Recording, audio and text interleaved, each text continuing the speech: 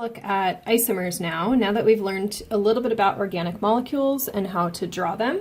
We want to play with them a little bit, break them apart, make some new molecules. So we'll be looking at this molecule pentane in a couple of minutes here. First of all, there's a couple of definitions on the side here. Isomers are going to be two different molecules that have the same molecular formula. The only way you can get from one isomer to another is to break a bond and form a new one though. And then within isomers, we're going to look at constitutional isomers and stereoisomers. And you'll see these also in Lab 10. So I'm going to draw you just a simple isomer flowchart. Isomers we can break into two categories for this class. The constitutional isomers,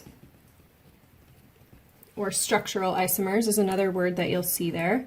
And these are going to be molecules like, let's say, a butane here. It has 4 carbons in it. And a good way to get from one molecule to a constitutional isomer is to break an atom off of it. So let's say that I start with my butane here. An isomer would be to break a bond and connect it somewhere in the middle of the molecule. So now I have an isomer of that butane. And if I were to draw that, it would look like this. Something you'll notice about these isomers is they end up having different names. So this is butane and this is 2-methylpropane. So different names tell me, hey, I've successfully made different isomers. The other big category of isomers that we'll get to in future chapters is stereoisomers. So I'll just introduce that today, and you'll also again see that in Lab 10.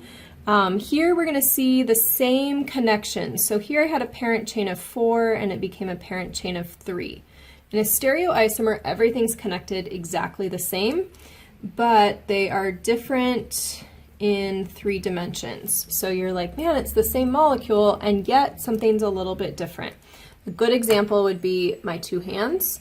Yeah, they're the same, and yet when I try to overlay them on each other, they're a little bit different, right? And you know that if you've ever tried to, say, put your left hand into a glove, a baseball glove that's made for a right-handed person, it doesn't quite fit, right? So that's the idea behind stereoisomers, is they look alike and yet there's something different. So we've got 2 categories in this class that we'll look at for stereoisomers. One is cis-trans isomers, and those we're going to see present in alkenes. That's going to be a carbon-carbon double bond present somewhere. We'll see these in chapter 11, and those will have 2 possible forms.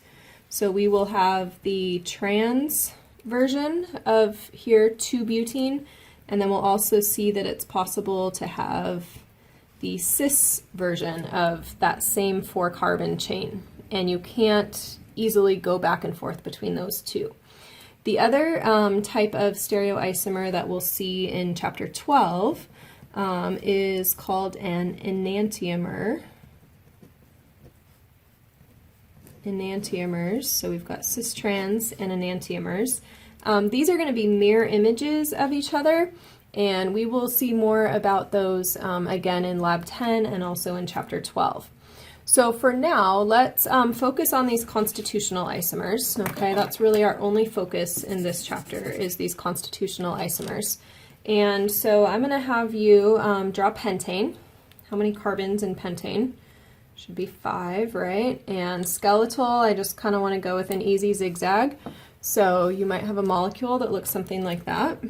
This would be pentane. All right, one thing I want you to notice is that if I just twist this molecule into an interesting different shape, you start to say, oh, it looks like a dog, it looks like a house, it looks like a boat.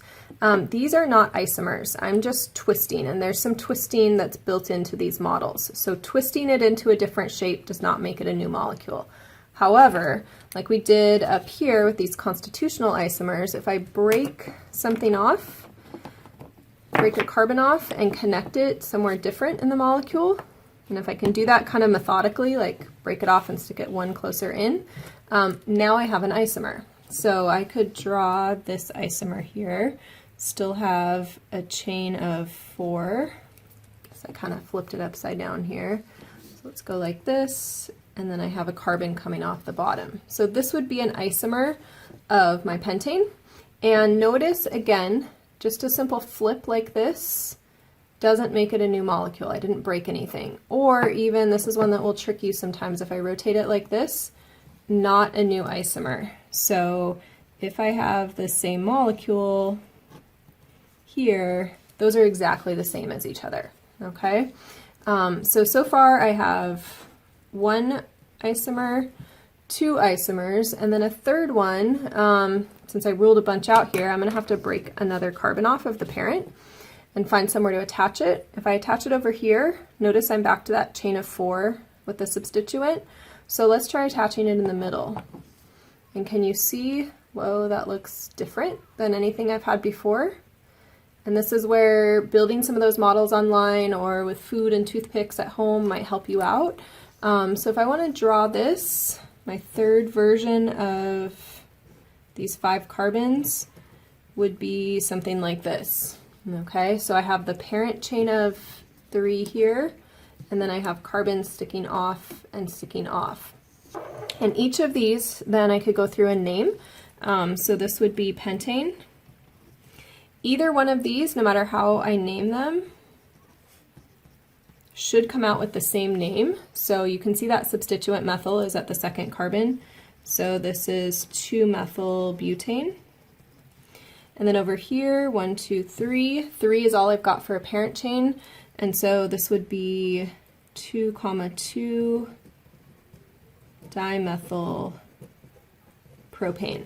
So I've got a different name and a different structure. I can only get between the structures if I break carbons off of this and connect them somewhere new. And that would be all of the isomers that I could possibly make for pentane.